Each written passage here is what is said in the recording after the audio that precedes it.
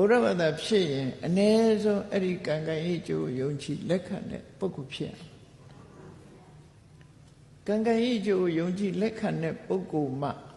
ရှေ့ကိုဆက်သွားလို့ရကံကံဤကျိုးကိုညင်းပယ်လိုက်တာနဲ့တပြိုင်နက်မြတ်စွာဘုရားဟောတဲ့ဆုံးမတရားတော်တွေနဲ့သွေးဖီသွားပြီသူကနော်သွေးဖီသွားပြီကဲစဉ်းစားကြည့်အောင်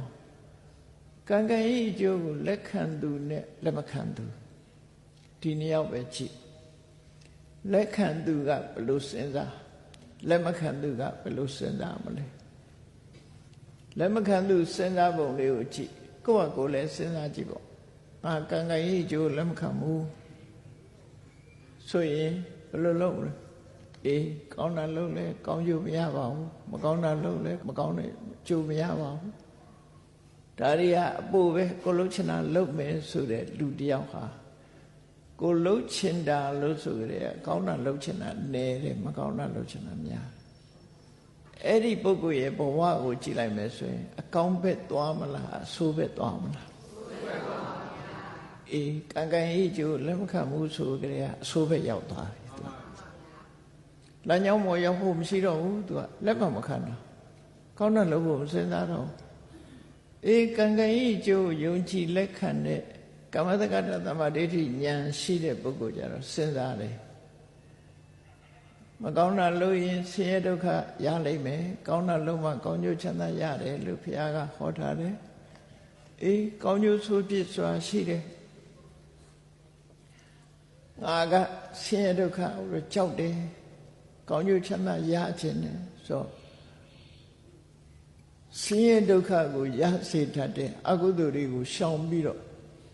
ချမ်းသာဒုက္ခကိုရစေနိုင်တဲ့ကုသိုလ်ကောင်းမှုတွေလုံးမပဲဆိုပြီးဟောကောင်းတဲ့အလုပ်တွေလုပ်လာပဲဘုရားတော့ဘုရားဗတဝင်သူတော်စင်တွေစဉ်းစားကြည့်ကုသိုလ်ကောင်းမှုတွေလုံးနေကြတာအ ਨੇ ဆုံးနောက်မောချမ်းသာဖို့လူတွေပြောရရှိတယ်တို့မရှိလို့မလှူလို့မရှိဒီတန်တရားကထွက်နိုင်မှာမဟုတ်ဘူးရှိတာလေးတော့လှူမှပဲဆိုတဲ့အတွေးလေးတွေဝင်လာကုသိုလ်ကောင်းမှုတော့လုပ်မှပဲကုသိုလ်ကောင်းမှုမလုပ်ရင်တန်တရားမှာလူဘဝနှိမ့်ချသွားလိမ့်မယ်ကုသိုလ်တော့လုပ်မှပဲဒါယုံကြည်တာပဲလေအဲ့ဒါလိုယုံကြည်လို့ကောင်းတဲ့အလုပ်တွေဟာလုပ်ဖြစ်သွားတာအဲ့တော့ရလက်အနေနဲ့ကြည့်မကောင်းဘူးလားလမ်းကြောင်းပွင့်သွားတယ်လို့ပြောအဲ့ဒါလိုမဟုတ်ဘဲနဲ့ငါတို့ဟာဘုရားသခင်ကဖန်ဆင်းလို့ဘုရားသခင်ရဲ့အလိုတော်ချပဲလို့ဆိုတဲ့ပုဂ္ဂိုလ်ဟာလည်းပဲကောင်းတာလုပ်ဖို့စဉ်းစားမှမဟုတ်တော့ဘူးနော်ဘာလို့လို့ဆိုရင်သူ့ကိုဆုံးဖြတ်ပေးနေတာ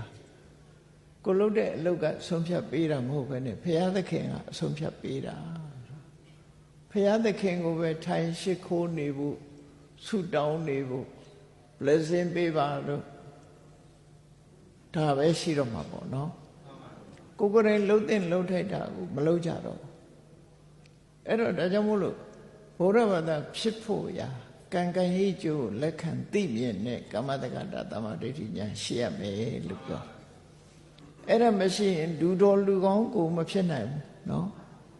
ကံကံဤကျိုးယုံကြည်လက်ခံမှလူတော်လူကောင်းဖြစ်တယ်လို့သူမှတ်သားကြနော်